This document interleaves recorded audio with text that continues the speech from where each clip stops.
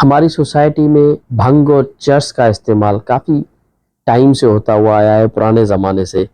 आजकल young generation इसको इस वे में ले रही है कि वो इसको नशा समझते ही नहीं है। कुछ चीज़ें वो गूगल करके देख के ये समझते हैं कि ये दवाइयों में इस्तेमाल होती है तो ये फ़ायदे वाली चीज़ है, वो इसका यूज़ और बढ़ा देते हैं।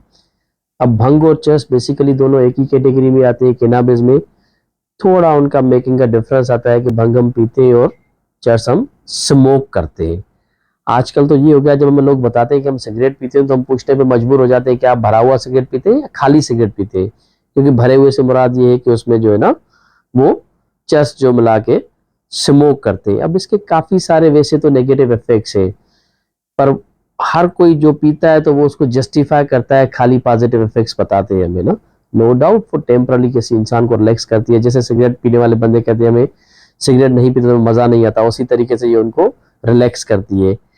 पर रिलैक्स करने के अलावा जो उसके नुकसान आते हैं, हमारे डिसीजन मेकिंग स्किल्स सही नहीं होते, हम मोटिवेटेड नहीं रहते, हमसे कोई काम नहीं होता, हम किसी काम में हमारा दिल नहीं लगता, हम कहते हैं कि हमें ये चीज़ मिले, क्योंकि उसकी हमें एडिक्शन हो जाती है, हमें उसकी आदत पड़ जाती है, हम उन पे डिपेंडेंट हो जाते हैं इस सब्सटेंस पे।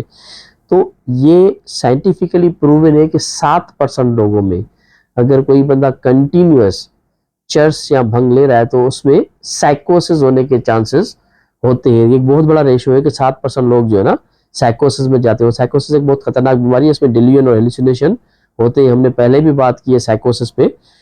तो इस नशे की वजह से हमारी जनरेशन, यंग जनरेशन जो है ना डिस्ट्रॉय हो रही है। वो अपने उन कामों से दूर हट रहे हैं जो हमारे लिए प्रोडक्टिव हो सकते हैं, क्योंकि जब हम इसको छोड़ने जाते हैं तब हमसे जो है ना ये छूटा नहीं जाता। क्यों?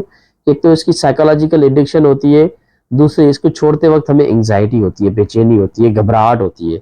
तो हम कहते हैं कि नहीं, ये हम नहीं छोड़ सकते।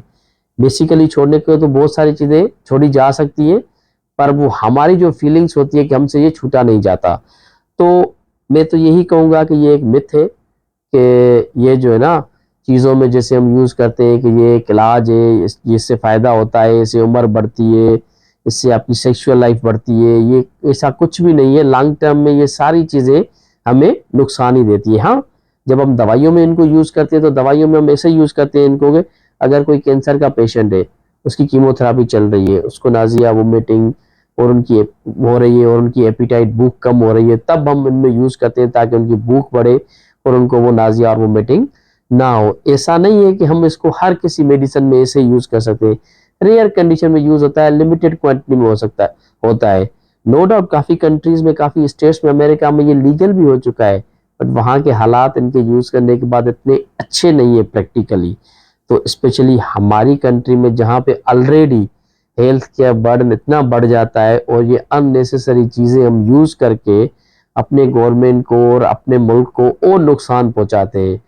मैं तो यही कहूँगा कि अगर कोई इस चीज़ को छोड़ना चाहता है वो नियर बाय क्वालिफाइड साइकियाट्रिस्ट के पास चला जाए, वहाँ पे उसका अच्छे तरीके से इलाज हो सकता है और वो हम इस चीज़ से आपकी जान छुड़ा सकते हैं। Thank you.